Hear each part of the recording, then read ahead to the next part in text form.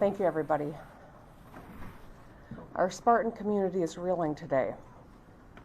I want to start by thanking law enforcement, including the Michigan State University Police, the Michigan State Police, the FBI, all of our local agencies, first responders, local departments, and officers as far away as Oakland County for their efforts last night. I also want to thank the incredible medical professionals at Sparrow who are working hard to care for those injured, as well as all the community members that shared tips so that our law enforcement could act. We mourn the loss of beautiful souls today and pray for those who are continuing to fight for their lives. Every Spartan student, parent, and staff member should know that Michiganders and Americans everywhere are thinking of you today. President Biden and I spoke last night. He pledged his support and the thoughts of an entire nation, and we will work together to do what is necessary to help MSU community heal. We're all broken by an all too familiar feeling. Another place that is supposed to be about community and togetherness, shattered by bullets and bloodshed. We know this is a uniquely American problem. Today is the 5th anniversary of the Parkland shooting. We're mere weeks past the Lunar New Year shooting at a dance hall, and a few months past a shooting at an elementary school in Uvalde. And looking back at a year marked by shootings at grocery stores, parades, and so many other ordinary, everyday situations, we cannot keep living like this. Our children are scared to go to school. People feel unsafe in their houses of worship or local stores. Too many of us scan rooms for exits when we enter them. And many of us have gone through the grim exercise of figuring out who our last call would be to. Last night, a lot of kids on this campus made those calls. They worried for their lives and for their friends, for their fellow Spartans. Parents across Michigan were on pins and needles, calling their kids to tell them that they love them. As parents, we tell our kids, it's going to be okay. We say that all the time. But the truth is, words are not good enough. We must act, and we will. But today, let's hold the MSU and East Lansing communities close. And let's think of the families and friends of those who have lost, those fighting for their lives, and the countless Michiganders whose lives are forever changed by yesterday's shooting. We will get through this together, and we will do it with the full support of the state of Michigan and the U.S. federal government. And with that, I would like to hand this over to our Congresswoman Alyssa Slotkin. Thanks, Governor. I want to echo what the governor said about the response of law enforcement. Those of you who might have been listening on the scanner, you heard how deeply complex this operation was yesterday, with young people calling in tips constantly, with an unbelievably difficult area of environment to navigate. Law enforcement did an incredible job. We had hundreds respond from across the state. And I think it's a testament to those who hold the thin blue line for us, the ones that hesitate or do not hesitate when we need them. And I think we should recognize how desperately needed they were last night in our society in general. I want to thank the doctors and nurses and staff at Sparrow Hospital. They were on it. No one wants to live through a mass shooting like this, but they were prepared and they handled it with grace and humanity. As the representative of Oxford, Michigan, I cannot believe that I am here again doing this 15 months later. And I am filled with rage that we have to have another press conference to talk about our children being killed in their schools. And I would say that you either care about protecting kids or you don't. You either care about having an open, honest conversation about what is going on in our society or you don't. But please don't tell me you care about the safety of children if you're not willing to have a conversation about keeping them safe in a place that should be a sanctuary. Now, the Spartan community is incredibly connected and proud. We've already seen people come together. But for me, the most haunting picture of last night was watching the cameras pan through the crowds and seeing a young person wearing an Oxford Strong sweatshirt. The sweatshirts that were handed out after those kids lived through a school shooting 15 months ago. And we have children in Michigan who are living through their second school shooting in under a year and a half. If this is not a wake-up call to do something, I don't know what is. In the meantime, I feel confident that our law enforcement is doing everything that they can to understand the situation. I'm thrilled that federal law enforcement is on scene, bringing their resources to the fight. We're not going to rest until we understand, but I think the fact that we're having this conference so quickly after another mass shooting in our state should be a statement in and of itself. Thanks very much. That's okay. Well, on behalf of the community, I'm Mayor Andy Shore, Mayor Ron Bacon, East Lansing. City of Lansing. This is the morning that nobody ever wants to have. This is the day that nobody ever wants to be standing up at a lectern. When you get elected, you want to talk about the great things in your community and not this. But here we are. I do want to thank the Lansing residents who stood up. These many tips you've heard about came in from many of our residents, and as a result, the shooter was identified and the threat was neutralized. So we're very proud of our citizens in Lansing. There's going to be so much fear. It's not just the students, it's the community. I've heard from parents and citizens who didn't know what was going on. So I want to share, we have a community mental health resource that is open 24/7. It's a crisis services department, 517-346-8200. And I also want to share in the incredible job that was done by our law enforcement, LPD, ELPD, state police, Ingham County, and of course MSU. This is what they train for, and today and yesterday they were able to show that they are prepared. It's not something you ever want to do when you train, but they were prepared and they were excellent. As of today, East Lansing Hannah Center will be available to students in need of resources, and counseling will be available all day. We'll be working with the Department of Health Services today as well to extend other additional things to the community. I just want to say, as Mayor of East Lansing, when I introduce myself, I'm the Mayor of East Lansing, home of Michigan State University. We are indivisible. This Spartan Will thing is real. I want to send out my deepest regrets and remorse to the families that lost children, the fear stricken in the children. Michigan State, for my children, I'm a dad here in this community, is like a playground for them. It's where you go and have your first experiences and taste of college life and fun and all those types of things. And I'm just shattered today. My heart aches for our community, and it will be present. We'll be here in support. President Woodruff, the entire community of Michigan State University will stand hand in hand, and this is just the beginning. We will find a way forward. I don't want to stand up here and try to communicate that we have the answers at this point, but as Congressperson Slotkin said, we're going to find the answers, and we're going to figure some stuff out here. This has gone far enough. Thank you.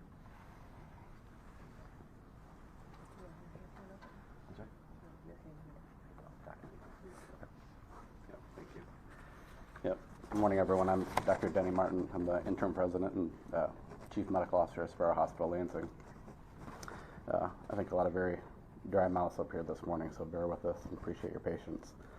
I can confirm that last evening we cared for 5 individuals who were brought to Sparrow Hospital from East Lansing campus. The team in our level 1 trauma center with our emergency medicine physicians and trauma surgeons were waiting for them upon their arrival. I will give a lot of thanks to the individuals, the first responders on the scene. Our ability to care for these individuals starts in the field, and they did a fantastic job. 4 of those individuals did require surgical intervention to treat their injuries. 1 individual did not and was taken to the critical care unit after being triaged in the emergency department. All 5 individuals remain in critical condition this morning. I want to thank the overwhelming response from our team. Everyone in our Level 1 Trauma Center, this is something we talked about this morning that we practice for very often but never want to have to do. And we did it amazingly well. I'm very proud of everyone. The team was led by our emergency department physicians, again with our trauma surgeons, but can't forget we had general surgeons, cardiothoracic surgeons, neurosurgeons.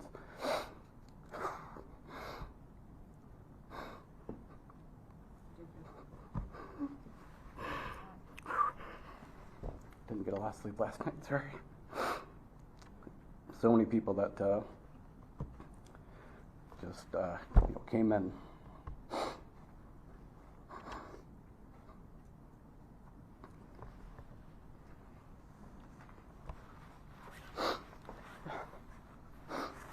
We received a lot of texts that were just, I'm on my way. Just within people showing up, where do you need me? It was a sad but a very proud night for all of us here. So I can't speak to anything about the identity of the individuals, but I'm sure we'll have some time for questions afterwards. But again, everyone is in critical condition at this time, but actively being cared for by our team at Sparrow. So thank you all. Good morning. My name is Teresa Woodruff, and I serve as the interim president here.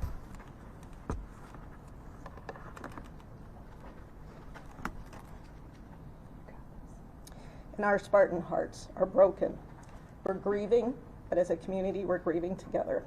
We struggle to comprehend. We lost families, friends, classmates, and our hearts go out to the victims and families of this senseless tragedy. And we offer to each of them the peace that passeth understanding. We continue to think for our medical professionals at Sparrow, and we know that they are taking the best care possible of our students. To our students, we have available to you the support that you need at the Hannah Community Center, as was mentioned by Mayor Bacon. This includes counseling and psychological services, as well as employee assistance programs for our faculty and staff. And we're deeply appreciative to the governor for reaching out directly to President Biden and for the offer of additional mental health services for our community. As a university, we also thank our law enforcement colleagues, both here and in multiple jurisdictions, who responded immediately and continue to protect our community today and each day. I want to thank the staff who are on campus today. MSU is on modified operations, which means we're on essential personnel only for today and for tomorrow.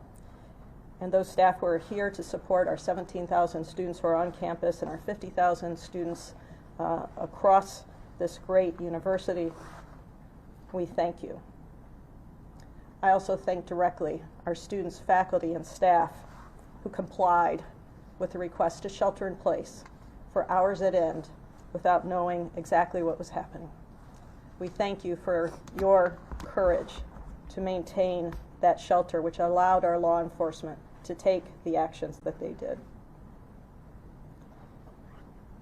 We ask each of you to honor your feelings and to take care of yourself and each other, and together we will come back more resilient than ever and more ready to face what is needed in this society, which is the courage of all of us to ensure that this never happens again.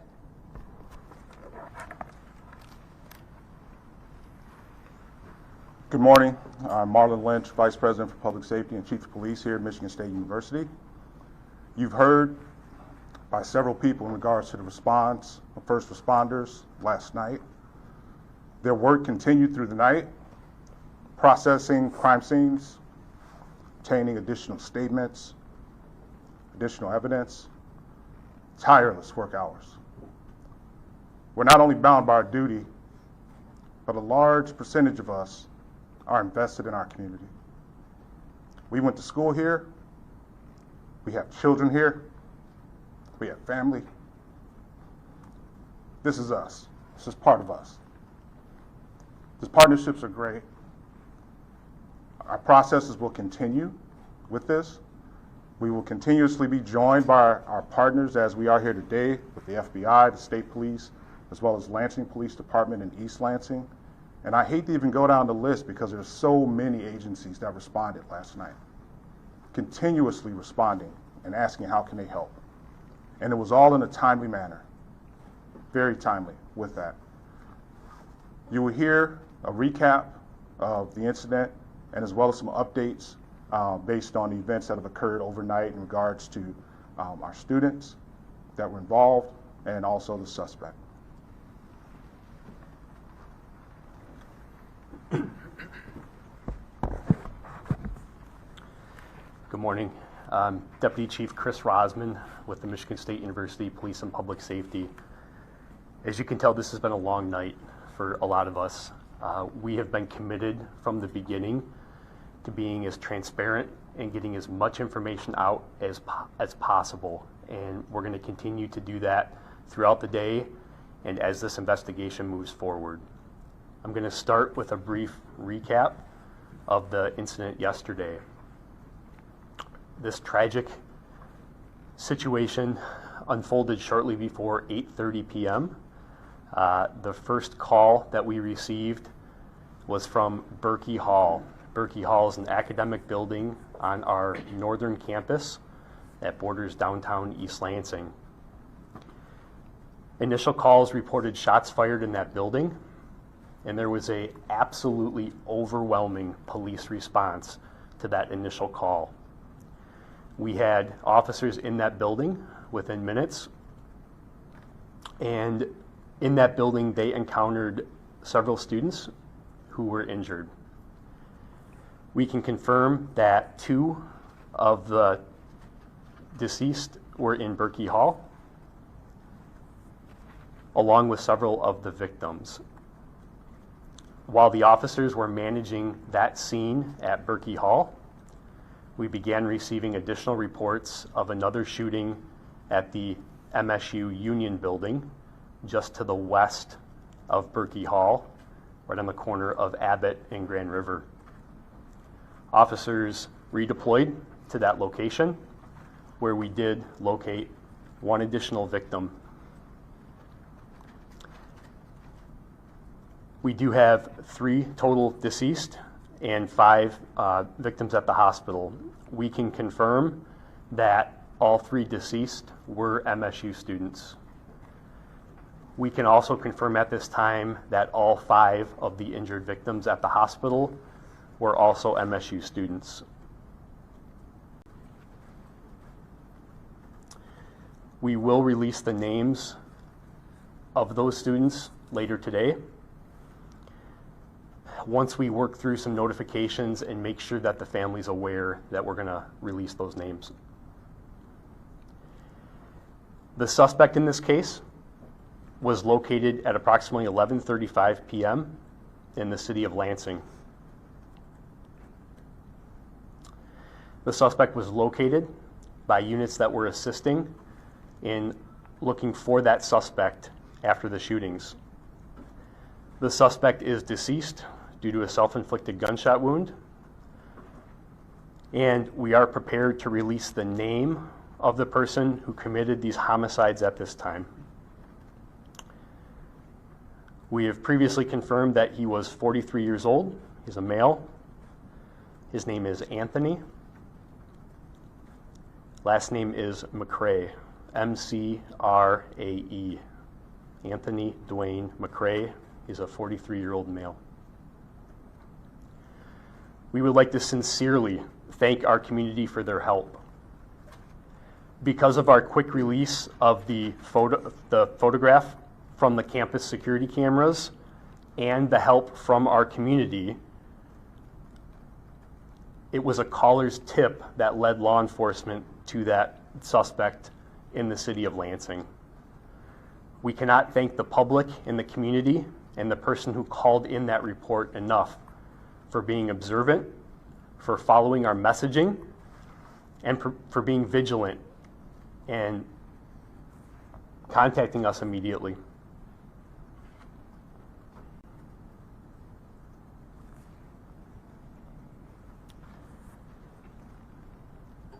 We will continue to share resources for the MSU community through our institutional website and our MSU Police and Public Safety social media pages. We know that this news may be difficult for those within our campus community and beyond, and it's important to remember that the grief that some individuals may be experiencing is normal, and there are a number of ways in which individuals can seek support, including talking with friends, family, and colleagues to process this, and taking advantage of many of the resources that we have provided. We are prepared at this point to take some questions. Sure. Sure. I'm going to turn it over to Special Agent in Charge, Jim Taraska. Good morning. I'm Jim Taraska, the Special Agent in Charge of the FBI in Michigan. First of all, our hearts go out to all the victims, their families, the students, and the community. This happens much too often. I'd like to thank all our partners in law enforcement. Chief, once again, thanks for your leadership. Just great examples of leadership last night from all the agencies that showed up short notice and showed selfless sacrifice to attempt to identify, find the subject, and eliminate the threat.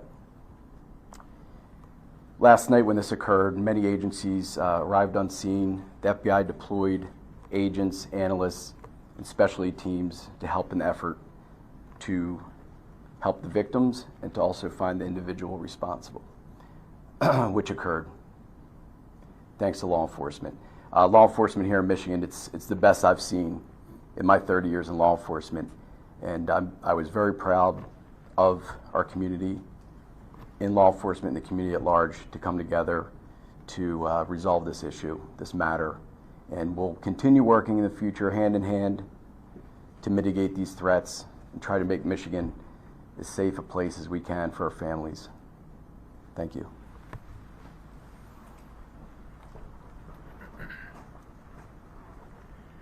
So I think we are prepared to take some questions now. Again, I do have to reiterate, this is still fluid, it's still ongoing.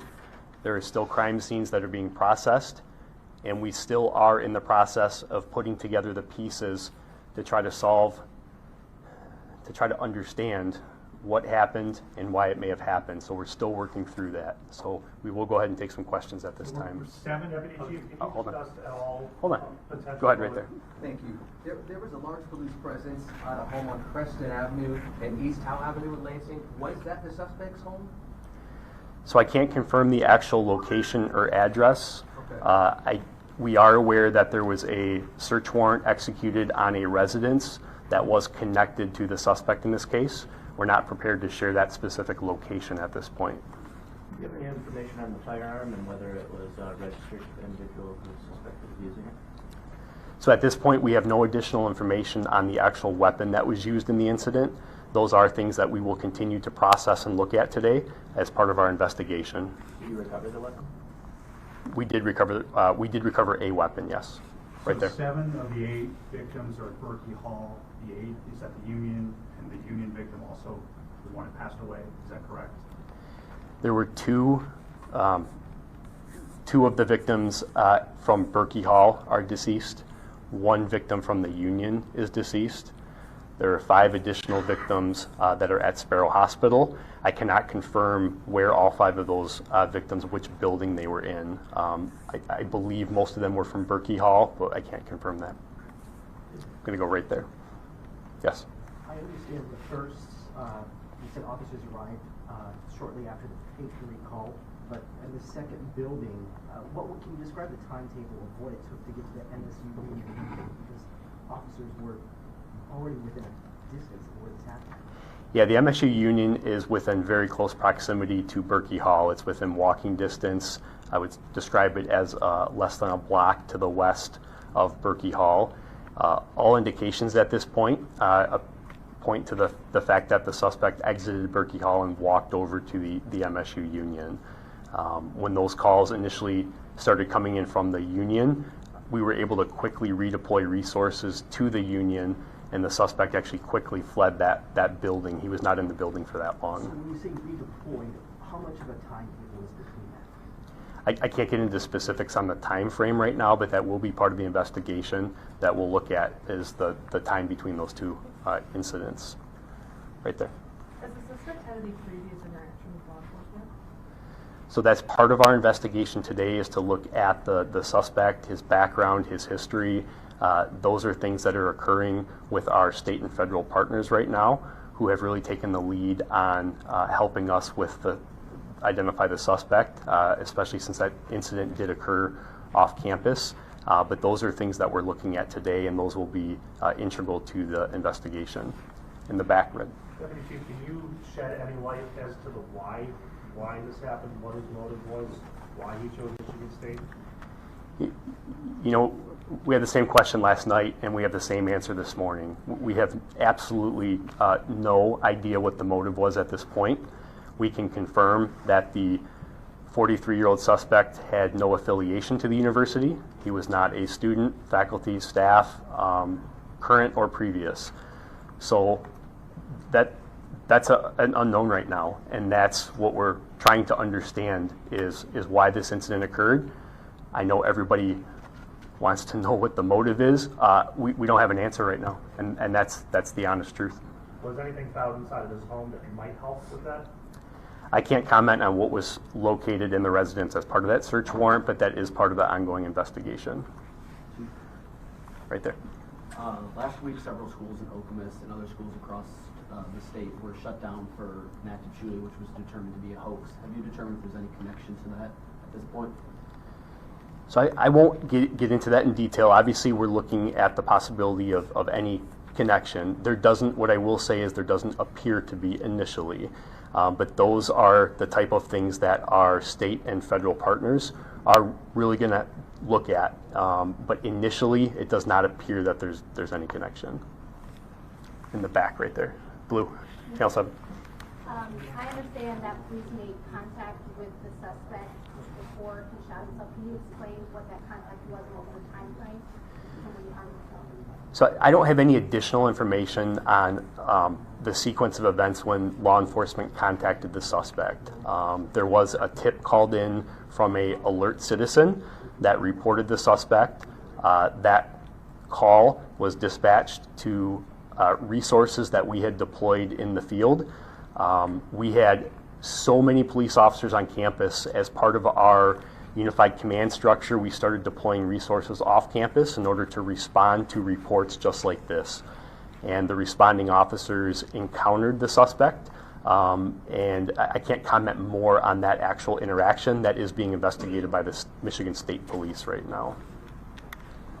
Right there. Does Mr. McRae live in this community first, and then us with the medical personnel here? Can you tell us anything more about the extent of the injuries on the side? I'll start with that, and I'll turn it over to the doc. We're still working to ascertain place of residence for the suspect. As we have said all along, we want to make sure any information that we share is accurate, and we are still working to determine place of hometown and residence for the suspect. Yeah. There wasn't a consistent injury pattern with the individuals that were brought to the hospital, but the initial reports last evening that the injuries were life-threatening was correct. But there wasn't a consistent nature. It was a variety of injuries associated with the gunshots that came in. Chief, Go ahead. Were there any other weapons recovered on the suspect or around the suspect after he took his own life, and weapons and or ammunition? So again, I can't comment on that specifically. That will be part of the investigation. That scene that occurred is being investigated by the Michigan State Police. And I can't comment on what evidence was recovered at that specific scene. But you did say that you recovered one weapon. We do have at least one weapon, yes. Used in the incident on campus? That's part of the investigation, and we'll work to determine that. We'll take one more question. If I may. I had. We'll go two. We'll come back to slide in regard to the timing of the tip. Roughly, you came out at around 11 o'clock shortly thereafter with the first news briefing and released the picture. Suspect was encountered before midnight, so this tip came within minutes of you guys releasing this photo, or can you clarify? Yeah, no, that's absolutely correct. As soon as during this incident, when it was ongoing, and you can imagine the number of moving pieces, we had MSU Police and Public Safety investigators reviewing surveillance footage, and they quickly determined that we had a picture of the suspect, and we quickly disseminated that publicly. And you are correct, it was shortly after we released it that he was recognized by an alert citizen. And so the time frame was pretty quick after we released it. So we commend the community and the citizen that called that in, and that was exactly what we were trying to achieve by releasing that picture, was to generate immediate tips for this person that was mobile, that we had no idea where he was at that point. And if I may, did any of the victims or anybody that might have been in proximity say if the suspect said anything or just came in shooting, or can you clarify at all how it transpired? So that'll be part of the investigation in terms of what the suspect did or said. There are numerous witnesses that we have interviewed, and we will start to put those pieces together and see. But I don't have that information right now in terms of if the suspect said anything when he committed these heinous crimes. Thank you. In the back, that's. How long will resources be provided to students on top of, will there be any extensions on school delays and school activities? We will provide the resources the students need for the time period they need, and again, we thank the federal government for their response. We will be in modified operations for the next 2 days, and then we will move into a period where classes will be canceled until Monday morning, but campus operations will resume. Can you ask the medical staff one other question? One more we for that. We understand that the patients are still in critical condition. Can you tell us what their prognosis is for recovery? It's still very early on. You know, this is injuries occurred just over 12 hours ago, so their conditions are evolving. Again, I'll say that they're all absolutely in a critical condition, but there's varying degrees of that. But I think it's just too early. It's too early on in their course to give any kind of prognosis at this point. So. Break down the number of male and female people? No, not at this time. We can't identify anyone. Yep. So, appreciate everybody coming this morning. We are going to continue to share information. That concludes this briefing. We will be here today and working around the clock to provide resources and to continue this investigation, and we will continue to provide information. But thank you.